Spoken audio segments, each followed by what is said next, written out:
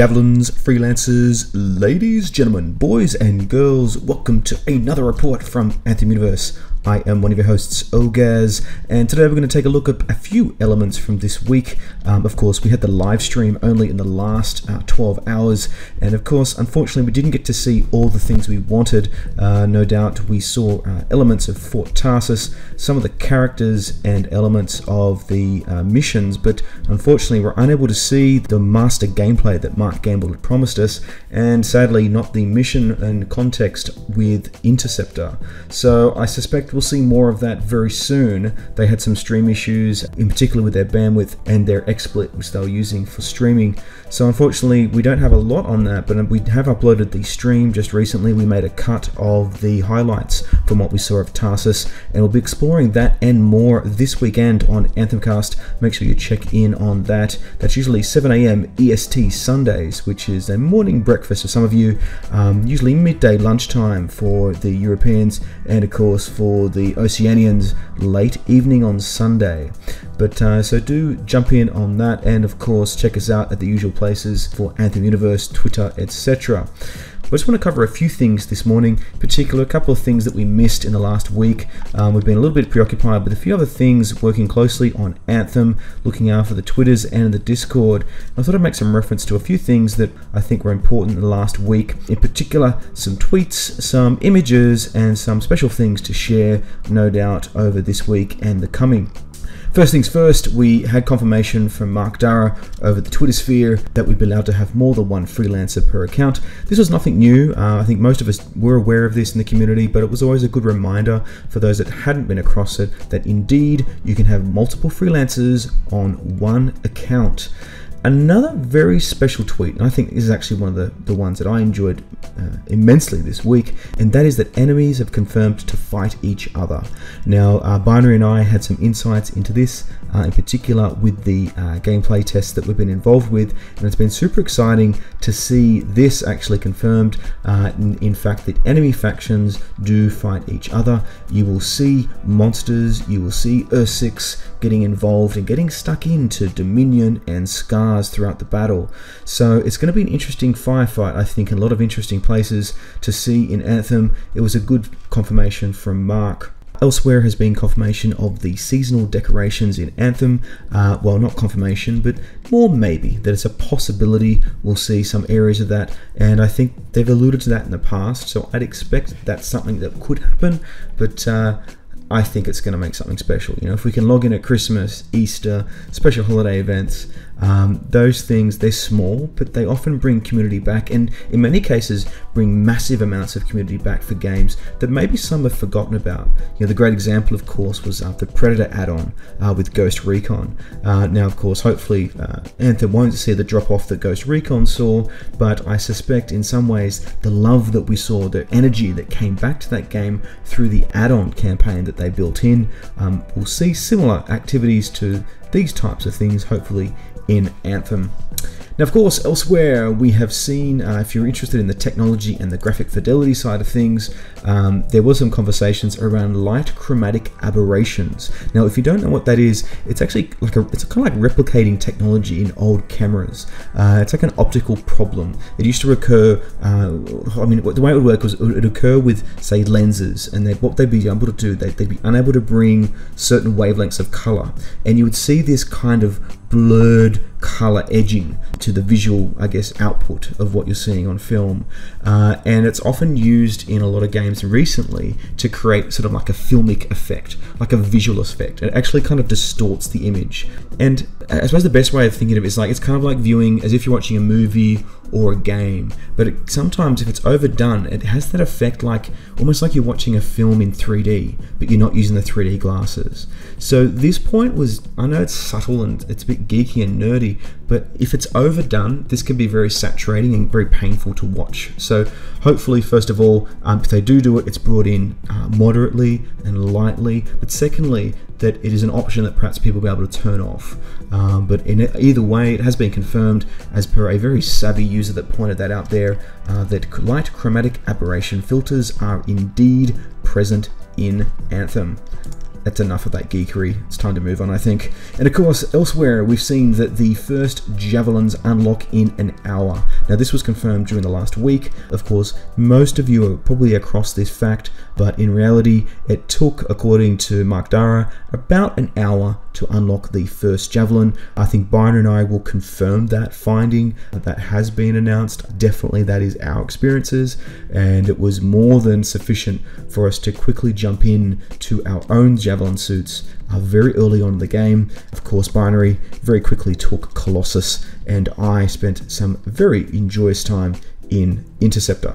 And of course, the interesting part of that was it was very much obvious that I think everyone that was involved in that was very keen to jump to the other javelins, and I think that's fair. I don't think we wanted to get away from Ranger. I think it was just more apparent that we wanted to get into some of the other suits, so that was pretty cool. Elsewhere, we have seen tactical versatility, so this idea I guess around scaling. A question was asked of Dara in regards to solo missions and how they would work in the campaigns, and the response was that it adjusts to the smaller numbers of players, but you lose a lot of tactical versatility when in solo. Again, just re-emphasizing points. We've talked about this many times on Anthem Cast, but it is, I think, an important point that it is playable. It's something you can do in the single player campaign, but I think the suggestion is that, you know, there's going to be a little less fun for you, a little less agility, a little less adaptability, and I guess combinations and different things you can do with your ultimates that you might find would suffer. But apart from that, I don't think it's a major concern, but it's a very good bonus add for the people of BioWare fame. Elsewhere this week, and the last week in particular, we've seen some very, very interesting images that have spouted out from Anthem. Now, outside of the stream, which we have jumped a whole bunch of images on Twitter, so check those out there, and no doubt Binary and I will take a good detailed look at those this weekend on the Anthem Cast. But in particular, this image actually came out in the last week, and it was a wonderful Colossus, of course, wearing plaid, lovely, lovely plaid on the outfit. And I think this image gives us some insights into the shield. You can see the texture elements around the shield, the variety around the elements for Colossus, and maybe some subtle changes. If you look at the bottom right there, some subtle changes in terms of the icon layout that we've seen in previous builds. In particular, some freelancers pointed out the LB-RB option there being on the left. And I think there's been some good points there. People have suggested maybe putting that on the middle, so you have LB on the left, RB on the right, then your third ability in the middle with LB plus RB. I think that's just, you know, clutching at straws. I suppose it would be a nice quality of life improvement, but I suspect there's probably other things we'd rather see them work on or improve in the Anthem builds that we are getting insights into. Elsewhere, we've seen another image very similar in this regard, using the same Colossus, that kind of mustard. Is it mustard? I don't know what it is. It's mustard. It's alright, I guess. Some of the guys in our Discord weren't overly excited with the color choices from this screenshot, but no doubt it was very, very exciting to see some of them shared. And of course, these are from Emily. I didn't mention that. Emily at BioWare dropped these on Twitter during the last week. So good shots, nice high-res images to get a look at. And you can also see one thing here as well, just to call this out, is on the right and in the middle, you can see the emphasis and the size of the scars. The scars are a very large enemy. It's one thing that Binary and I definitely saw in our gameplay testing, is that they are very large. They have a massive, not massive hitbox, but their actual texture, their actual model is a very fit, fat model. So they're very pleasurable to shoot at, very enjoyable, very fun, I think. So, and they're also very distinct, so you'll always know where the scars are. There's no doubt about that. And I think as a result, we definitely had a lot of fun taking these puppies out, and I'm sure you will too very soon as more info drops. And of course, no doubt with the Anthem closed alpha that was only discussed earlier today, there were some limited conversations around the Anthem closed alpha. It appears that it is all finished and you can't actually sign up anymore. It was meant to be a limited release, and unfortunately, I think someone leaked it on the Reddits, and a few journalists and media companies dropped it, and before we knew it, a lot of the people that had been, I guess, advised they would be getting access, unfortunately didn't. However, that's to say it's a closed alpha that's occurring on the 8th and 9th of December. So in a week's time, we'll have some more insights. That's super exciting, and hopefully we'll be able to share some more love and hopefully get some more people in on future testing elements as well from the Discord. Be sure to drop our Discord, which is discord.anthemuniverse.com if you haven't already, because that's a good place to have conversations and to get involved in a lot of these exercises right now. The third shot in the last week that we've seen is this one. I absolutely love this thing. It seems like such an innocent, plain, everyday shot, but if you look very closely in the foreground, this is quite clearly a strider, a downed strider inside a cave. And John Warner many moons ago made reference to the fact that you could be at the bottom of a cave or a ravine and find a downed strider, and I had nothing but memories of that quote when I saw this image. So it's super exciting to see that we're going to be able to I guess find and explore different parts of Anthem with the verticality that they've talked about and come across stuff like this, like a downed 8. I mean, the question beckons, how long has this strider been here? What's its story? Where did it come from? Was it hijacked? Was it a Freelancer's originally? Was it hijacked by the Scars? Were the Dominion using it? Etc, etc. There's so many cool little things about this, and hopefully we're going to see a lot more awesomeness from this stuff in screenshots and of course in future streams. Last but certainly not least is this obscure little beast on the right here. We haven't seen much of this in gameplay. I suspect we will soon.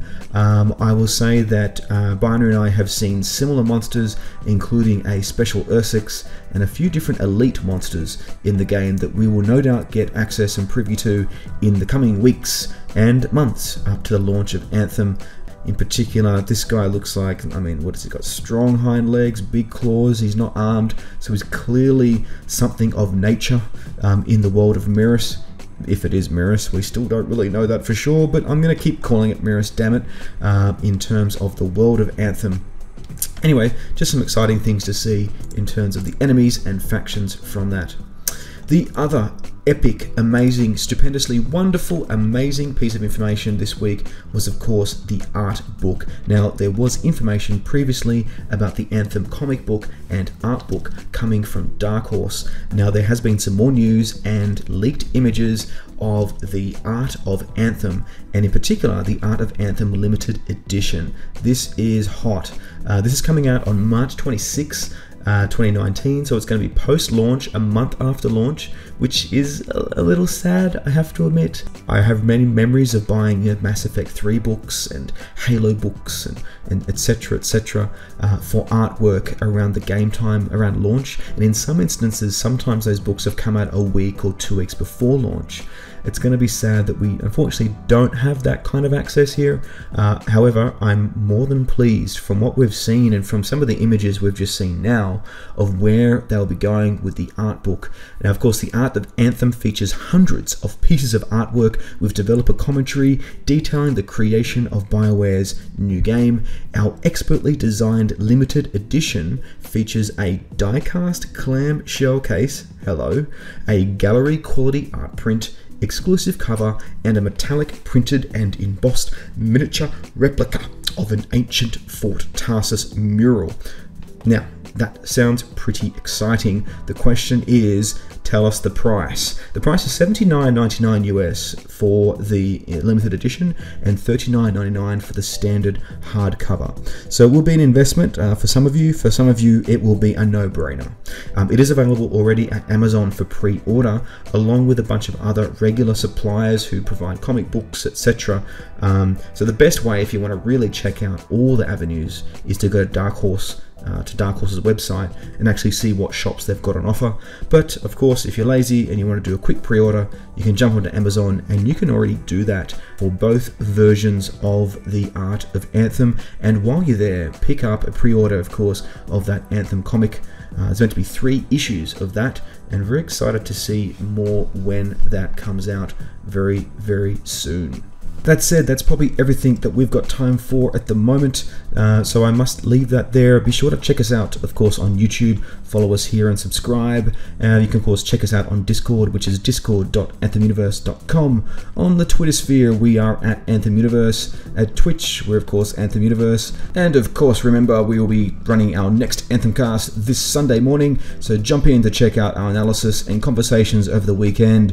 Drop in the Discord to ask some questions on our Anthem cast channel, or, of course, join us on Twitch to ask questions and discuss and explore more from Anthem this and beyond.